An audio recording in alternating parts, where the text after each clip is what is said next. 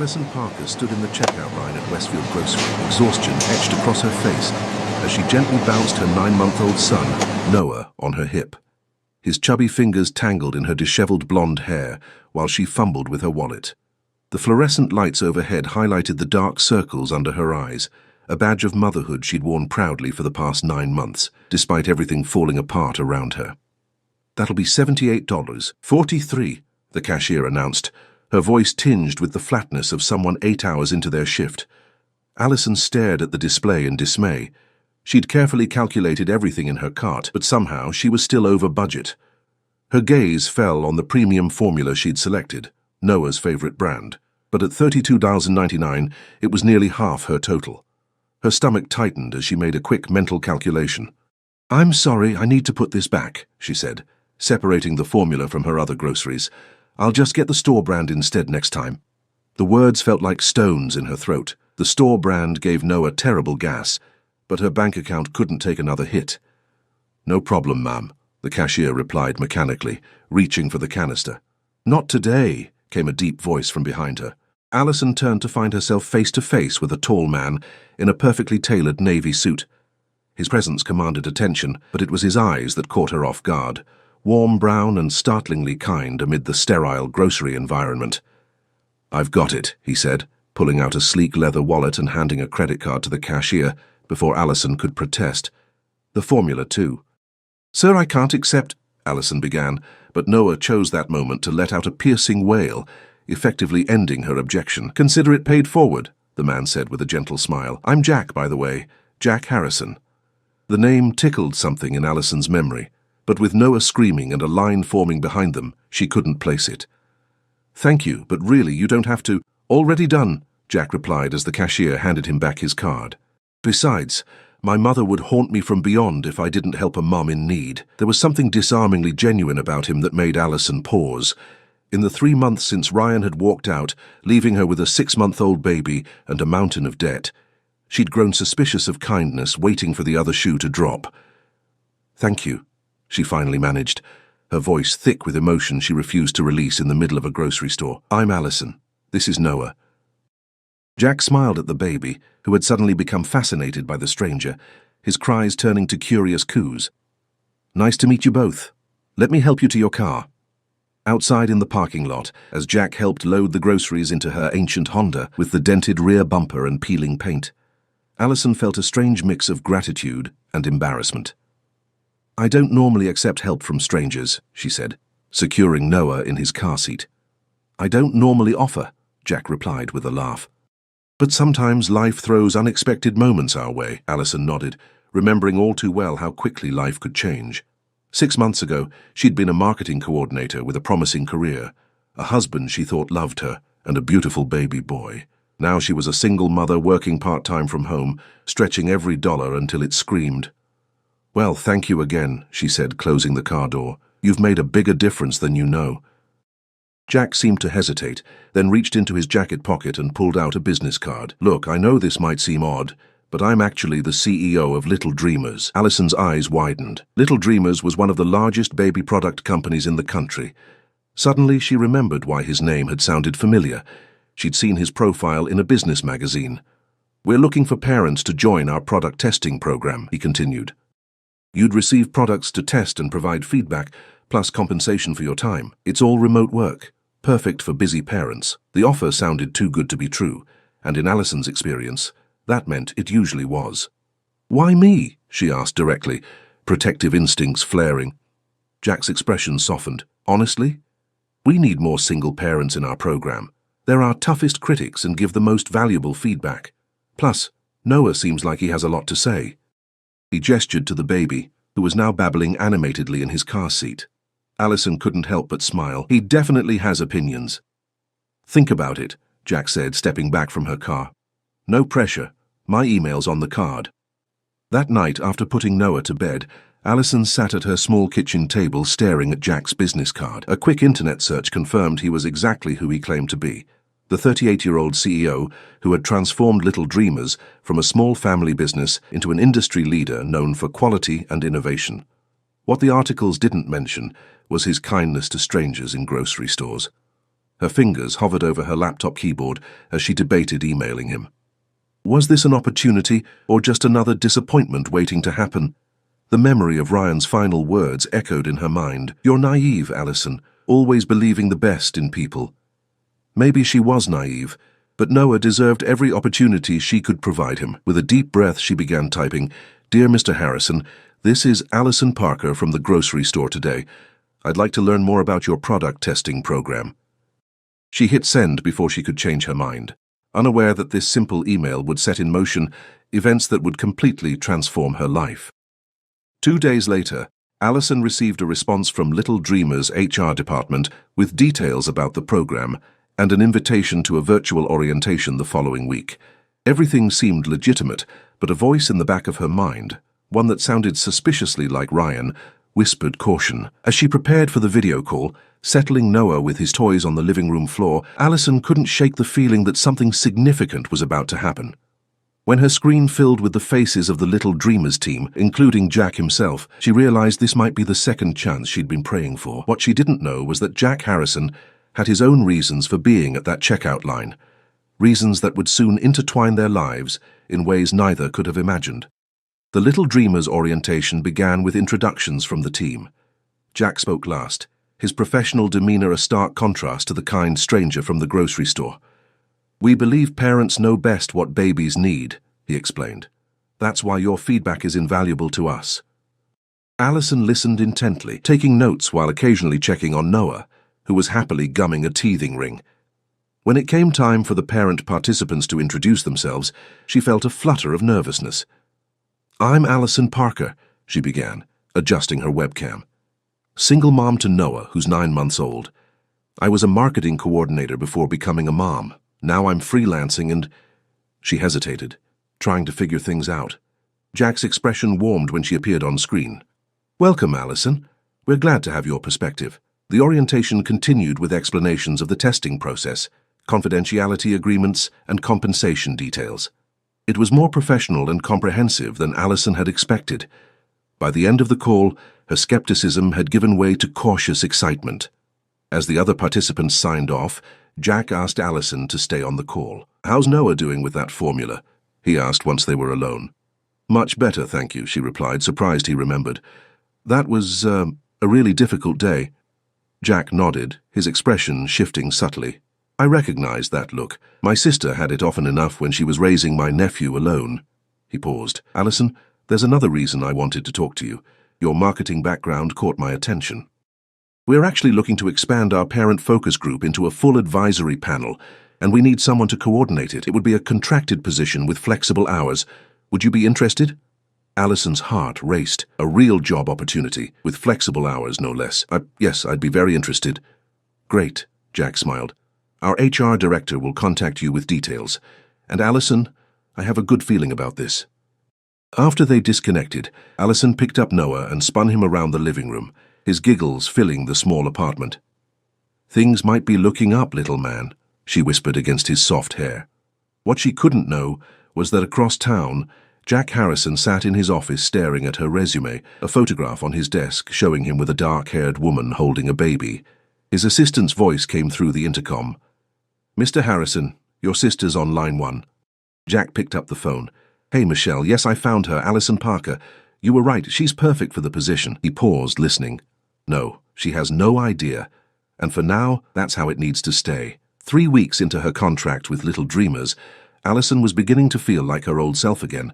The advisory panel coordinator position played perfectly to her strengths, and the flexible hours meant she could work during Noah's naps or after he went to bed. The additional income had already eased her financial strain, allowing her to pay down some of the debt Ryan had left behind. Today, she sat cross-legged on her living room floor, surrounded by prototype baby products sent for her review, a spill-proof sippy cup with an innovative valve system, organic bamboo teething toys, and a baby carrier designed for comfort during extended wear. Noah crawled among them, immediately drawn to a colorful stacking toy. "That one's the winner, huh?" she said, snapping a photo of him gnawing on the rainbow rings. She typed notes into her laptop. Vibrant colors attract attention. Rings easy for small hands to grasp. Texture appealing for teething babies. Her phone chimed with an incoming video call from Jack. These weekly check-ins had become a highlight of her schedule, though she tried not to examine that fact too closely. "Hey there," Jack greeted when she answered. He was in his office, the city skyline visible through the window behind him. "How's our youngest product tester doing today?" "Currently taste testing the stacking rings," Allison replied, turning the camera toward Noah, who babbled happily at the familiar face on screen. "Excellent research technique," Jack laughed. "How about his research coordinator? How are you doing?" Allison turned the camera back to herself. "Honestly, better than I've been in months. This job has been... Well, I don't want to get sappy on you." "Sappy is acceptable on Fridays," Jack assured her with a warm smile. She tucked a strand of hair behind her ear, suddenly self-conscious. "It's given me purpose again. After Ryan left, I was just trying to survive each day. Now I'm actually building something." Jack's expression shifted at the mention of Ryan. "His loss," he said simply. "Listen, I'm calling because we have an opportunity I think you'd be perfect for. We're hosting a product showcase for investors next Friday at our headquarters. I'd like you to present the advisory panel findings." Allison's eyes widened. "Me? In person? Jack? I haven't done a presentation since before Noah was born. I'm not sure—" "You're exactly the right person," he interrupted gently. "Who better to speak about products for parents than an actual parent using them? The board needs to see the real impact of what we're doing." She bit her lip, calculating logistics. "I'd need to find childcare for Noah." "Bring him," Jack said immediately. "We have an on-site daycare for employees. He'll be right in the building if you need him." Allison hesitated, thinking of her limited professional wardrobe and how long it had been since she'd stepped into a corporate environment. As if reading her thoughts, Jack added, "The company will cover your transportation and any expenses. This is important, Allison. Your perspective is valuable." Something in his earnest expression dissolved her reluctance. "Okay," she agreed. "I'll do it." After the call ended, Allison sat staring at her reflection in the dark phone screen. The opportunity was exciting but terrifying. Presenting to investors meant stepping back into the professional world she'd reluctantly left behind. It also meant seeing Jack in person again, a prospect that sent an unexpected flutter through her stomach.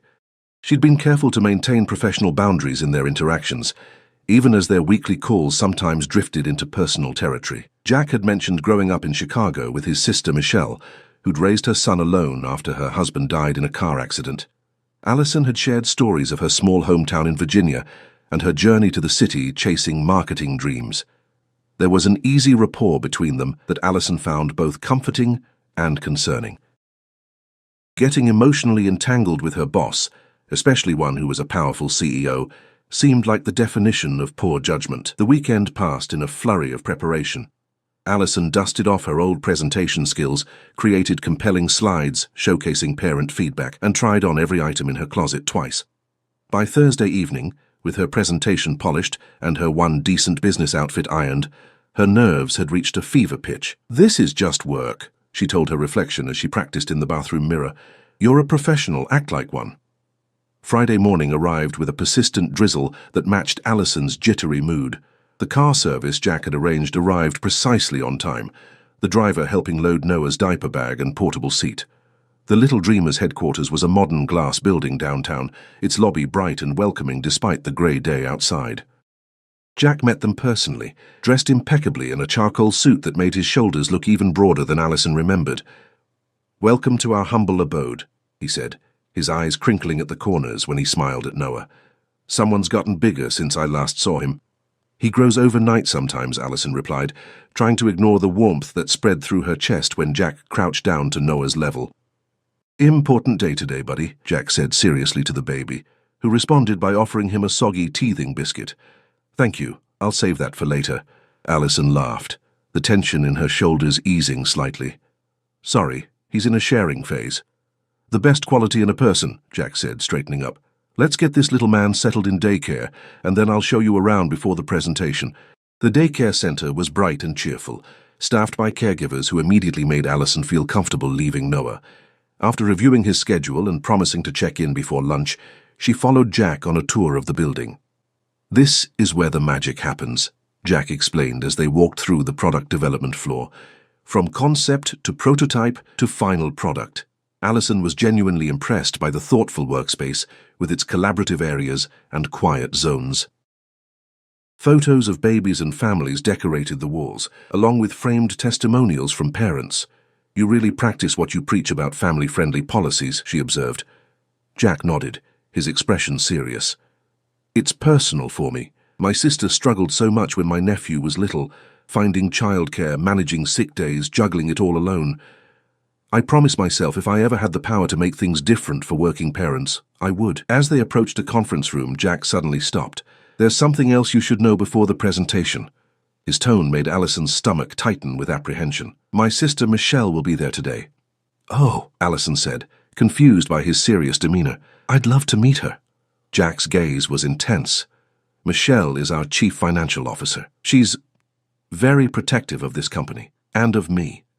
Before Allison could process that information, the conference room door opened, and a striking woman with dark hair and Jack's same warm brown eyes stepped out.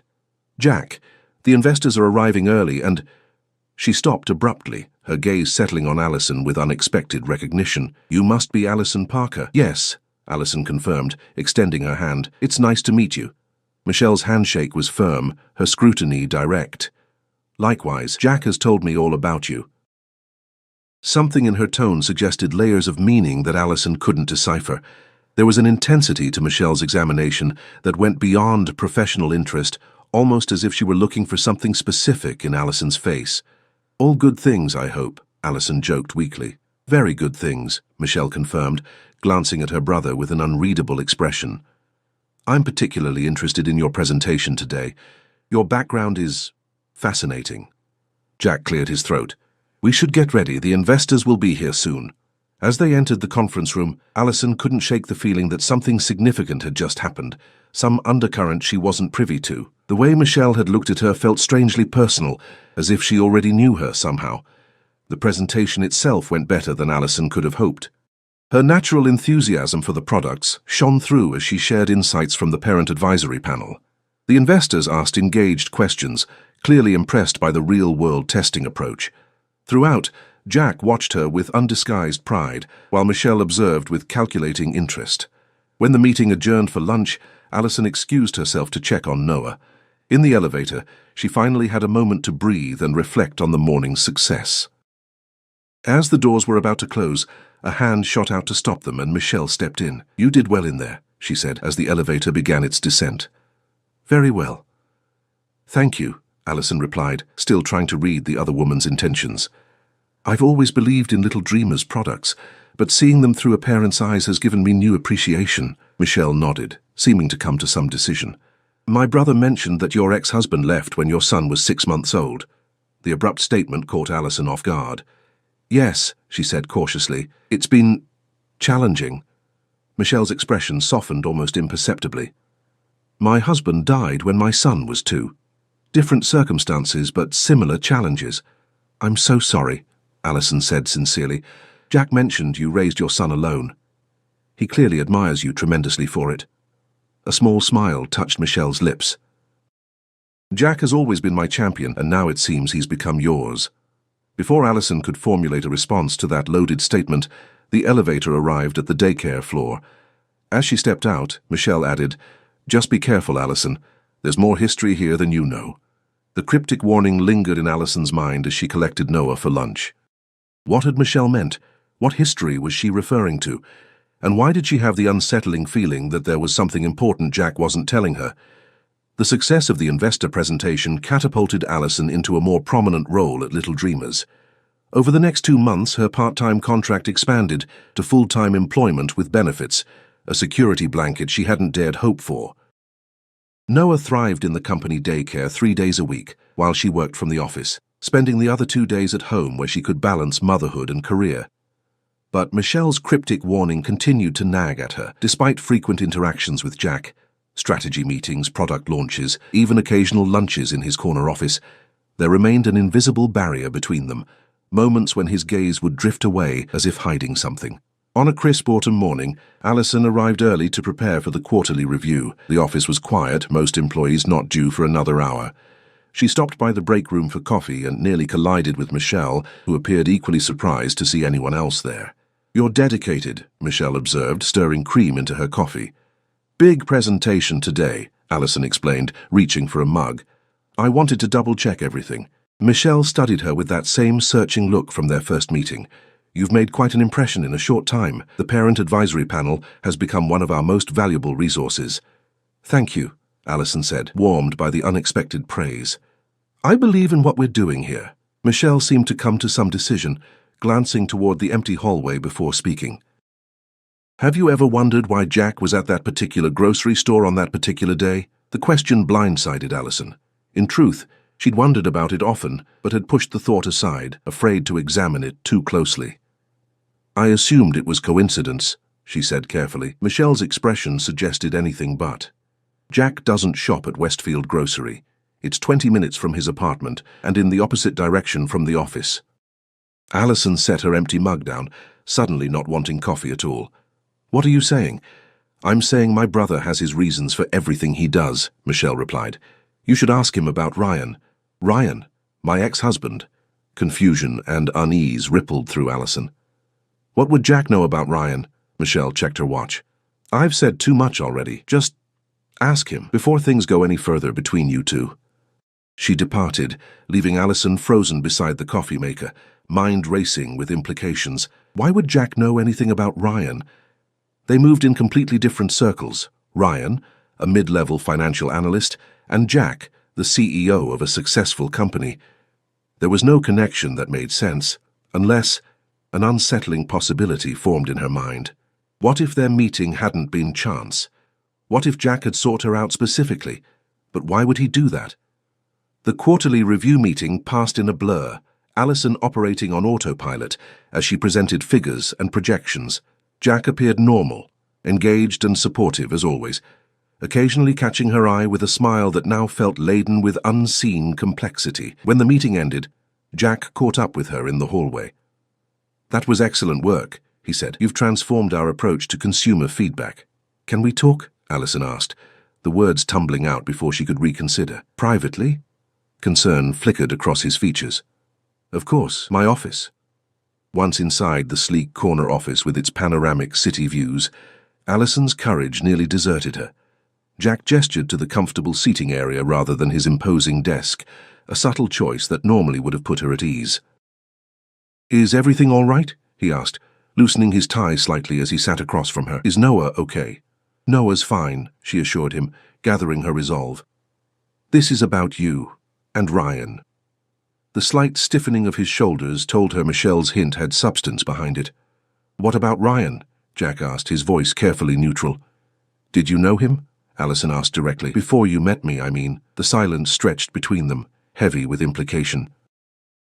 Finally, Jack leaned forward, clasping his hands between his knees. Yes, he admitted.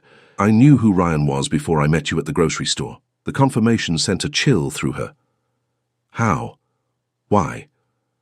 Jack exhaled slowly. Brookfield Financial Group is one of our largest investors. Ryan worked in their analysis department. About a year ago, he approached me privately with information. Allison's mind raced, trying to make sense of this connection. Ryan had never mentioned anything about Little Dreamers. What kind of information? She asked. Financial projections, competitor strategies, internal discussions, things he shouldn't have had access to, Jack explained, his expression hardening. He was offering corporate espionage, selling confidential information from his own employer. Allison felt as though the floor had dropped from beneath her. That's not possible. Ryan wouldn't. He did, Jack said firmly. I reported him to Brookfield's ethics committee immediately. There was an internal investigation, and he was terminated. This happened about 10 months ago. The timeline hit Allison like a physical blow. 10 months ago, when Ryan had claimed he was passed over for promotion unfairly, when his mood had darkened and he'd begun staying out late, claiming to network for new opportunities, when their marriage had started its rapid descent. He never told me, she whispered. He said he was leaving his job because of political games, that his boss had it out for him. I'm sorry, Jack said, genuine regret in his voice. I had no idea he was married at the time, much less that his wife was expecting a baby. Allison's thoughts whirled chaotically. But that doesn't explain why you were at that grocery store, how you knew who I was. Jack's gaze dropped to his hands. After you emailed me about the testing program, I recognized your last name. I did some checking and confirmed you were Ryan's ex-wife. I wanted to... Make amends, I suppose. Amends? Anger flared suddenly. You felt guilty about getting my husband fired, so you threw me a job as charity. No, Jack said firmly. That's not how it happened. He stood, pacing to the window. When Ryan was exposed, I thought that was the end of it. Then about 4 months ago, my sister Michelle received a threatening email from an anonymous account. What kind of threat? The sender claimed I had fabricated evidence against Ryan Parker, destroyed his career out of personal vendetta, and ruined his family. They promised to return the favor by bringing down little dreamers. Jack turned back to face her. At first we thought it was just Ryan lashing out, but then there were more messages, each containing private information about our upcoming products, my personal schedule, even Michelle's home address. Allison felt sick. You think Ryan was stalking you? We weren't sure what to think. Our security team traced the emails to a public library near your apartment building. That's when I first saw you, dropping off books with Noah in a stroller. A pained expression crossed Jack's face. You looked exhausted, struggling with the diaper bag and books. Nothing like the vindictive conspirator we'd imagined. The revelation that Jack had been watching her even briefly sent an uncomfortable shiver down Allison's spine. So you decided to what? Investigate me? Get close to see if I was helping Ryan in some revenge plot? Initially, yes, Jack admitted, his honesty devastating. I had our security team look into your background, but everything we found showed you were exactly who you appeared to be, a new mother abandoned by her husband, struggling to rebuild your life. Then why approach me at all? Allison demanded, hurt and confusion making her voice shake. Why not just leave me alone? Jack's expression softened. Because the day I saw you at that grocery store wasn't planned. It was genuine coincidence. I was meeting a supplier nearby. When I recognized you, I thought it might be my chance to find out if you were involved. But then I saw you put back that formula, saw the look on your face. He paused. I know that look. My sister wore it when she was raising her son alone, pride fighting with desperation. I couldn't walk away. So your kindness was just manipulation, Allison said bitterly. A way to keep your enemies closer. It started that way, Jack acknowledged, his honesty painful but direct. The product testing offer was legitimate, but yes, I wanted to learn more about you, see if you were connected to the threats. But Allison, within weeks, I knew without doubt you weren't involved. You could have been dismissed from the program then, investigation closed. But you were brilliant. Your marketing insights, your perspective as a parent, you earned your place here completely on merit. Allison stood, needing distance. Why keep the truth from me? All these months building trust, letting me believe our meeting was fate or luck. It was all founded on lies. I wanted to tell you, Jack said, stepping toward her, so many times. But how do you tell someone I approached you because I thought you might be trying to destroy my company? But surprise, I was wrong, and now I can't imagine this place without you. There was raw emotion in his voice that gave Allison pause. And what about now? She asked quietly. Is the threat resolved? Did you find out who was sending those emails? Jack's expression darkened. No. They stopped about a month after you joined the company.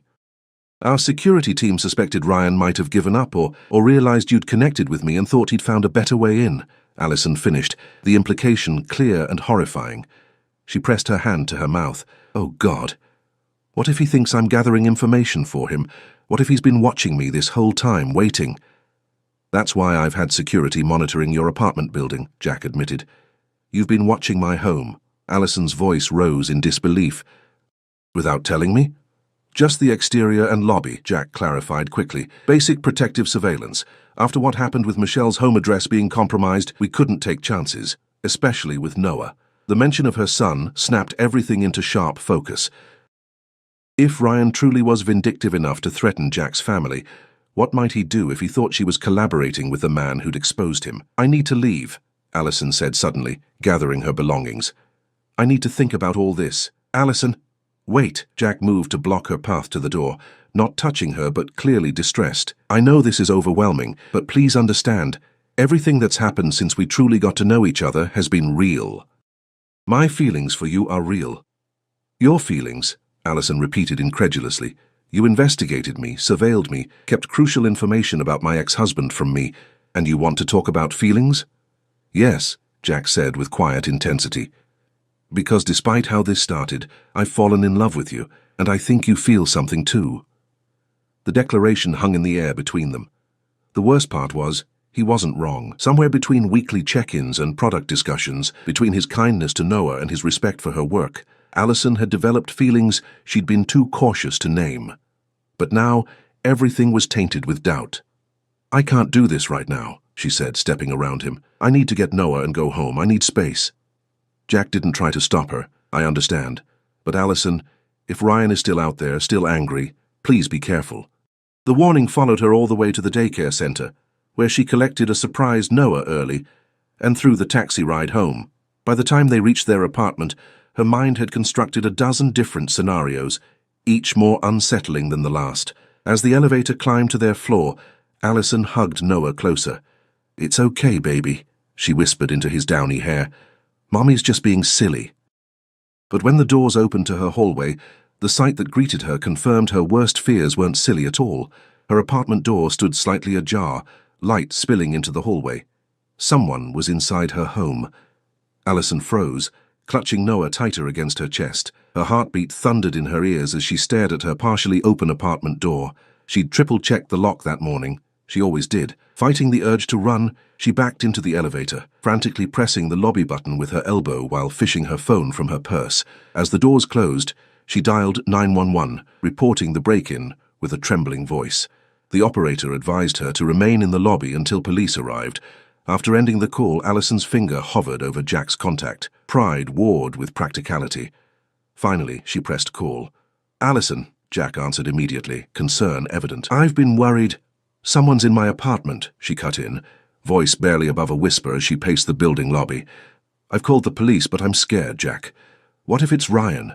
What if he's been watching me all along?" "I'm on my way," Jack replied without hesitation. "Stay in a public area. Don't go anywhere alone. I'll be there in 15 minutes. True to his word, Jack's car screeched to a halt outside the building just as two police cruisers arrived. He rushed to Allison's side, stopping short of embracing her but hovering protectively as they explained the situation to the officers. "Ma'am, we'll need you to wait here while we check the apartment," one officer said, his hand resting on his holstered weapon. The minutes crawled by agonizingly. Noah, picking up on the tension, began to fuss. Allison bounced him gently, murmuring reassurances she didn't feel. "Whatever happens," Jack said quietly, "you're not alone in this. I know you're angry with me, and you have every right to be, but I won't let anything happen to you or Noah." Before Allison could respond, the officers returned.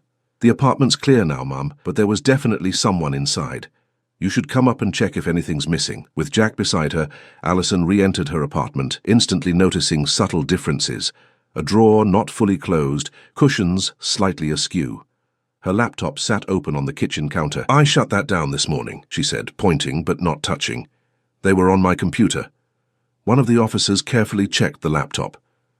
"Looks like someone was searching through your files. Any idea what they might have been looking for?" "Work information," Allison replied, the realization dawning. "Little Dreamer's data. I have access to product development plans, marketing strategies." Jack's expression darkened. The threats weren't just about revenge. They wanted insider information. While the police took fingerprints and documented the scene, Allison checked through the apartment. Nothing valuable seemed missing. Not her jewelry, not the emergency cash hidden in Noah's diaper bag. The intruder had been hunting for something specific. "Officer, can you tell if they found what they were looking for?" Jack asked. "Hard to say," the policeman replied, "but they left in a hurry. The door wasn't pulled completely shut, suggesting they might have been interrupted or spooked." After the police finished, promising increased patrols and offering to dust for fingerprints, Jack turned to Allison. "You can't stay here tonight." "I know," she admitted, the thought of sleeping in the violated space unthinkable with Noah to protect. "I'll get a hotel room." "I have a better suggestion," Jack said cautiously. "My sister's guest house. It's in a gated community with security. Michelle would insist if she knew the situation."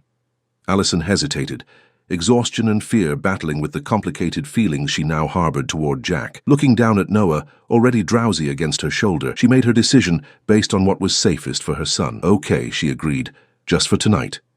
Michelle's surprise at their arrival quickly transformed into fierce protectiveness when Jack explained the situation.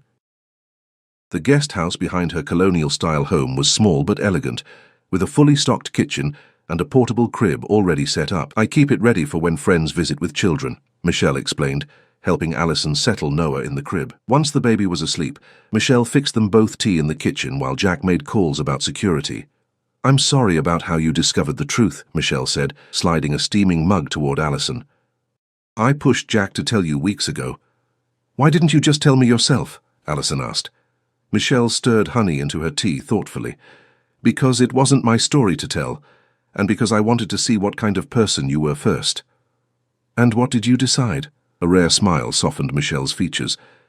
"That you're nothing like your ex-husband, and that my brother isn't as subtle about his feelings as he thinks he is." Before Allison could respond, Jack entered, looking grim. "Security team found something. Your building's maintenance log shows an emergency key was checked out this morning, supposedly for a plumbing issue in your unit."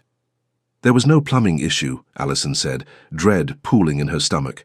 "Exactly," Jack confirmed, and the signature on the log was R. Parker. The revelation sent a chill through Allison.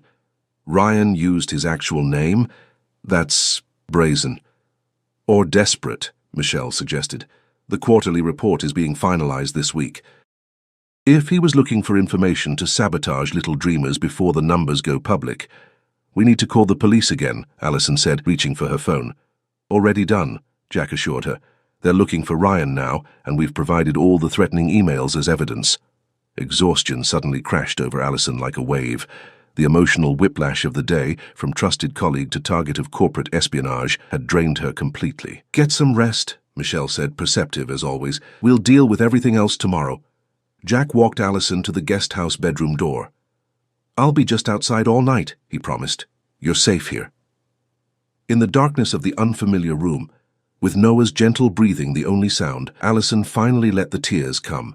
Everything she'd rebuilt was threatened again, her sense of security shattered. Yet beneath the fear and betrayal, a small voice reminded her that she wasn't facing it alone this time. Morning arrived with soft light filtering through gauzy curtains and the smell of coffee brewing. Allison found Jack in the kitchen, rumpled from sleeping on the couch, preparing bottles for Noah. "You remembered his formula proportions," she observed, voice still thick with sleep. Jack looked up, a tired smile warming his face. "I pay attention to important things." He handed her a mug of coffee. "There's news. The police found Ryan." Allison's hands tightened around the mug. "Where?" "At a bus station trying to leave town. He had a laptop with him containing confidential Brookfield and Little Dreamers files. They're charging him with corporate espionage, breaking and entering, and several other counts." Jack hesitated. "He's also violated his probation." "Probation?" Allison asked, confused. "What probation?" Jack's expression was pained.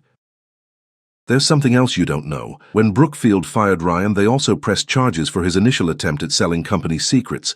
He took a plea deal. Probation instead of jail time. That's why he couldn't find another finance job. That's why he was so desperate." The final pieces clicked into place. Ryan's increasingly erratic behavior, his refusal to explain why he couldn't get hired elsewhere, his abandonment of his family, all stemming from his own choices, his own crimes. "All this time," Allison said quietly, "I thought I wasn't enough for him, that Noah and I were somehow lacking, but it was never about us." "Never," Jack agreed firmly. "Some people can't face their own mistakes. They need someone else to blame." Noah's cry from the bedroom interrupted the moment. While Allison tended to him, Jack received a call from Michelle with more updates. By the time she returned with a freshly changed Noah, Jack was putting breakfast on the table. "Ryan is cooperating with police," he informed her. "Apparently he's hoping for leniency by providing information. The investigators want to talk to you later today, just to complete their report." Allison nodded, settling Noah in her lap. "What happens now? With my job, I mean." Jack looked genuinely surprised. "Your job is secure. None of this was your fault, Allison, but I'm connected to the person who tried to sabotage the company. There's a security risk. The only security risk was Ryan, and he's been caught." Jack interrupted. "You are a valuable member of our team who happened to have terrible taste in husbands." His attempt at lightening the mood worked, drawing a reluctant smile from Allison. "I'm still processing everything," she admitted. "Finding out my ex-husband is a corporate spy, that our meeting wasn't coincidence, that you investigated me. It's a lot to reconcile." Jack set his coffee down, his expression earnest. "I know, and I'll understand if you can't get past how this started. but I hope you can believe that what's grown between us since then is genuine." Before Allison could respond, Noah banged his hands on the table, demanding attention. They both laughed, the tension breaking. "Maybe we could start over," Allison suggested after a moment. "No secrets, no investigations, just two people getting to know each other properly." Hope brightened Jack's eyes. "I'd like that very much." In the weeks that followed, Ryan's case proceeded through the legal system. Allison provided a statement but chose not to attend the hearings, focusing instead on rebuilding her sense of security. Little Dreamers installed a state-of-the-art security system in her apartment, but she found herself spending more weekends at Michelle's guest house, where Noah had become a favorite with Jack's sister. The parent advisory panel flourished under Allison's leadership, expanding to include focus groups across the country. Her confidence grew with each successful implementation of her ideas, each acknowledgement of her contributions. As for Jack, he kept his promise about starting fresh. Their professional relationship remained respectfully separate from the personal connection that was cautiously developing.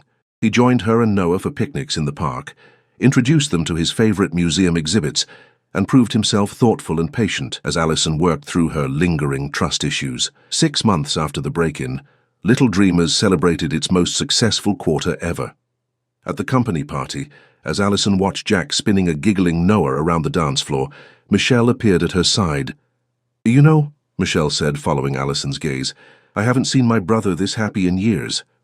Allison smiled, a warmth spreading through her chest that had nothing to do with the champagne in her hand. "He's been good for us, too. He told me you're considering the director position for the new parent research division," Michelle continued. "It would mean traveling occasionally, opening new focus group locations." "I'm still deciding," Allison admitted. "It's a big step." "You deserve it," Michelle said with unusual directness. "And for what it's worth, Jack already has plans for making it work if you take it, scheduling his own travel to coincide with yours, ensuring Noah could come along on longer trips." Allison turned to her in surprise. "He told you that?" Michelle laughed softly. "No, but I know my brother. He's mapping out contingencies to make sure you don't have to choose between career and family. That's who he is. Always 3 steps ahead, always planning." Later that evening, as the party wound down, Jack found Allison on the rooftop terrace overlooking the city lights. Noah had fallen asleep in the company daycare, where several children were being watched during the event. "Penny, for your thoughts?" Jack asked, joining her at the railing. "I was thinking about that day at the grocery store," Allison replied. "How different my life would be if you hadn't been there." Jack's hand covered hers gently. "I think about that too. What started as the worst kind of coincidence somehow turned into the best thing that's happened to me." Allison turned to face him fully. "I'm taking the director position," she announced, "and I know about your contingency plans to help make it work." Jack laughed, caught but not embarrassed. "Michelle talks too much." "I appreciate it," Allison said sincerely. "But I need you to know I'd never expect you to rearrange your life around mine." "It's not an expectation, it's a choice," Jack replied. "The same choice I made that day in the checkout line when I said, 'Not today.' Some things are worth rearranging your life for." In the cool night air, with the weight of secrets finally lifted, Allison made another choice. She leaned forward and kissed him, a gesture that felt simultaneously like closure and beginning. "Not coincidence," she murmured against his lips. "Serendipity." 6 months later, Allison stood in a different checkout line, this time at a small boutique with Michelle beside her, shopping for Noah's birthday celebration. As they waited, Michelle nudged her, nodding toward a magazine display featuring Little Dreamers' latest product line and the headline, "Innovation Meets Real-Life Parenting, How CEO Jack Harrison and Marketing Director Allison Parker Are Transforming the Industry." "Still feels strange seeing my name in print," Allison commented, adjusting her engagement ring, a recent addition that Noah had helped Jack present with adorable seriousness. "Better get used to it," Michelle replied with a grin. "The Parker-Harrison partnership is just getting started." As they exited the store, Jack waited outside with Noah on his shoulders, the little boy's laughter echoing across the parking lot. Watching them together, Allison reflected on how a moment of kindness in a grocery store had changed everything, revealing ugly truths, but also building something beautiful and lasting from the aftermath. Not coincidence, not luck, but a choice made when someone saw her struggling and said, "Not today."